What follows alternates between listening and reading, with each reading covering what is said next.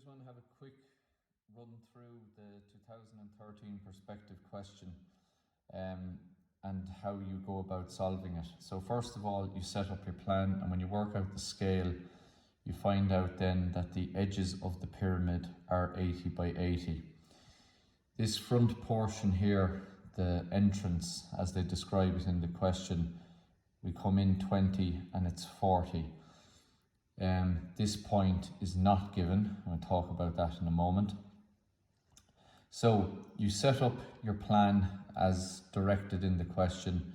You come down here at an angle of 60 degrees to locate the spectator, and the spectator is 80 millimeters from this corner. So we join in the extreme corners of the plan, we bisect that, you set up your picture plane and you set up your horizon line, and you set up your ground line at the specified distance in the question between the horizon and the ground. From our spectator, we bring a line parallel to the front of the pyramid. We bring that onto the picture plane, drop it down to locate VP1. And from our spectator, parallel to this side, we bring up a line and then drop it down to get VP2. So once you have all of that done, you can then begin the drawing. And we bring down this corner A on the picture plane, down onto the ground line, and that gives us the starting corner of our pyramid. And we bring this corner back to VP1, and we bring this corner back to VP2. Now to get where this line ends, again, you see this corner here, it's joined into the spectator where it cuts the picture plane, you drop it down, and that gives us this corner that we're looking for here. And likewise, we have this corner coming in here to the picture plane, and we drop that down, and that gives us that corner there. Now, I want to talk about getting this point up here. So we know that the height of that point, it has a height of 80. So this point here, it's specified in the question, has a height of 80. But again, that point is not on the picture plane, so you cannot measure a true height on it. So because it's not on the picture plane, we bring it to the picture plane. So parallel to this line, we draw a line from here onto the picture plane, and where that intersects the picture plane, I drop that down to the ground. So once I have that line there on the ground, I now measure up the true height. Because this line is now on the picture plane, you can measure your true height on it, and the height is 80.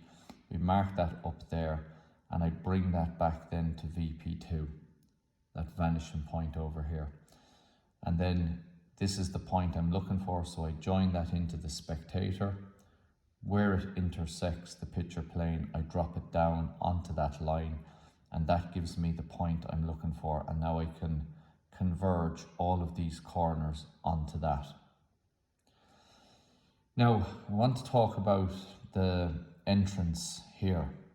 And the first thing that we have to do is, in the plan, you're not able to find that point unless you draw an auxiliary elevation here out to the side, because that gives us an edge view of this surface here. And when we have an edge view of that surface, we can find out where this entrance intersects it to locate this point that we're looking for. So in order to do this, here's the bottom of the surface on the pyramid, and I extend that out, and there's the top of the pyramid, and I bring that out there, and we know that has a height of 80. So we draw our baseline at an angle of 90 degrees. That point there is on the baseline, and this point is up 80, and that gives us an edge view of this surface.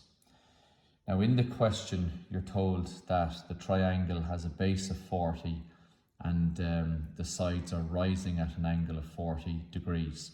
So you set up the triangle here, which is an elevation of this front entrance into the pyramid. And when you draw that triangle, that establishes the height of the entrance. So you take that height, H, and you mark that up there, and then we can bring this onto the surface, and that gives us X, and bring that over here, and that's the point we're looking for. And now you can join these lines up to meet it. Now, you want to get this area down in your perspective drawing. So we now have established the height of this, because we have it here in our partial elevation that we've drawn over here. So again, that ridge is in the same plane as this line that we've drawn. So again, off the ground, I mark up the height there and I bring that back to VP2, and that gives me then this portion of the roof that I'm looking for.